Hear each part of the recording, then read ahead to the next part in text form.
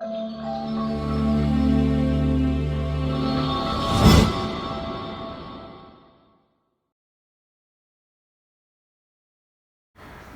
मैत्रिणींनो, मी डॉक्टर वीणा भालेराव, सहयोगी प्राध्यापक, मानव विकास व कौटुंबिक अभ्यास विभाग, सामुदायिक विज्ञान महाविद्यालय, वसंतराव नाईक मराठवाडा कृषी विद्यापीठ, परभणी. आज मी आपल्यासाठी हा विषय घेऊन आलेले आहे की आपल्या कुटुंबामधली जी छोटी छोटी मुलं आहेत यांच्या शिक्षणाचं महत्त्व, म्हणजेच 6 वर्षापेक्षा लहान बालकांसाठी पूर्व प्राथमिक शिक्षणाचे महत्त्व. या मुलांची शाळा जी आहे, बालवाडी असेल, अंगणवाडी असेल, तर या शाळांना पूर्व प्राथमिक शाळा असे देखील म्हणले जाते.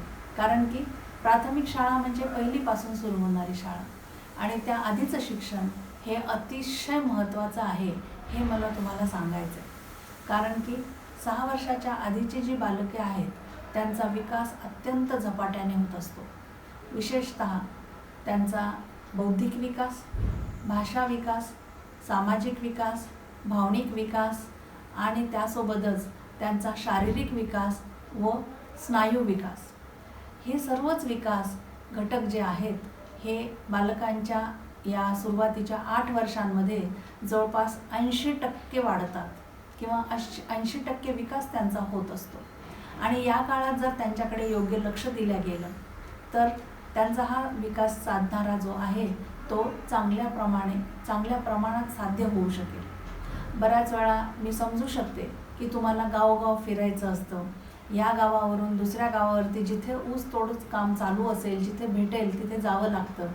मग अशा वेळेस आपण मुलांनासुद्धा, छोट्या छोट्या मुलांनासुद्धा सोबतच शेतामध्ये घेऊन जातो आणि यामुळं ही मुलंसुद्धा तिथे शेतामध्ये खेळतात. त्यांच्या पद्धतीने तिथं जे काही उपलब्ध साहित्य असेल, माती असेल, झाडं असतील, वनस्पती असतील, ऊस असेल, ह्या सर्व साहित्यासोबत खेळत असतात. परंतु तुम्ही जेव्हा कामावर असतात तेव्हा त्यांना त्यांच्याकडे लक्ष देणं शक्य होत नाही आणि त्यांना जे काही शिक्षण मिळायला पाहिजे, कारण की जर यांचा विकास एवढ्या झपाट्याने होत असेल आणि जर त्यांना योग्य वातावरण नाही लाभलं तर ती हुशार असूनसुद्धा त्यांची कुशाग्र बुद्धी होऊ शकणार नाही. आणि यासाठी तुम्ही ज्या कोणत्या गावात कामासाठी जाता त्या गावामध्ये जिथे कुठे तुम्हाला जवळपास अंगणवाडी असेल, जिथे कुठे तुम्हाला शाळा उपलब्ध असेल, त्या शाळेमध्ये या मुलांना सोडा. कृपया करून या मुलांना त्यांच्या वयाप्रमाणे त्यांच्या शाळेमध्ये तेवढ्या दिवसासाठी का होईना शाळेमध्ये पाठवा.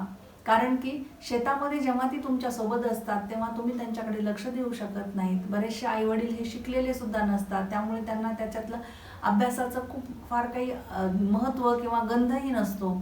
आणि अशा वेळेस या मुलांकडे दुर्लक्ष होऊन जर आपल्याला पुढची पिढी चांगली सज्ञान व्हायची असेल, सुशिक्षित व्हायची असेल तर त्यांना शाळेमध्ये पाठवणं खूप गरजेचं आहे. त्यातल्या त्यात ही जी छोटी मुलं आहेत त्यांना अंगणवाडीमध्ये तुम्ही भलेही त्या गावामध्ये 15 दिवसासाठी, महिन्यासाठी जरी मुक्कामाला असले तरीसुद्धा त्या गावामध्ये त्या मुलांना अंगणवाडीमध्ये आवर्जून तेवढे कष्ट घेऊन महत्त्व जाणून तुम्ही त्या मुलांना अंगणवाडीमध्ये नेऊन सोडा.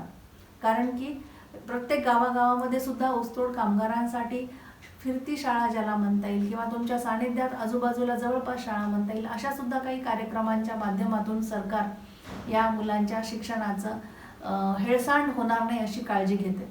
परंतु हे जरी उपलब्ध नसेल तरी आपल्याला आपल्या मुलांची काळजी घेणं खूप गरजेचं आहे. आपण आज जे काही कबाड कष्ट करतोय ते कशासाठी करतोय, तर आपल्या मुलांचं भविष्य घडवण्यासाठी. आपल्या मुलांना ही वेळ येऊ नये यासाठी आवर्जून तुम्ही हे लक्षात घ्या की आपल्या मुलांना अंगणवाडीला पाठवायचे.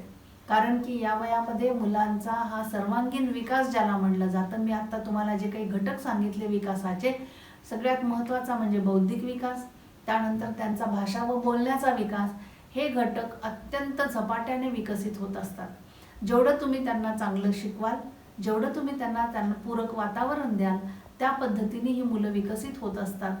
जेवढं तुम्ही त्यांना शैक्षणिक वातावरण द्याल तेवढी त्यांची क्षमता असते की ती तेवढं पटकन शिकू शकतात. जेवढ्या भाषा त्यांना शिकवल्या तेवढ्या शिकू शकतात.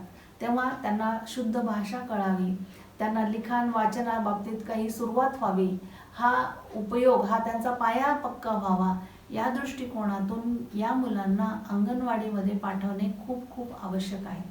तेव्हा हे त्यांच्या वयाचे महत्त्व, अंगणवाडी शिक्षणाचे महत्त्व लक्षात घेऊन आवर्जून माझी तुम्हाला विनंती आहे की आपल्या मुलांना शाळेमध्ये पाठवा. धन्यवाद.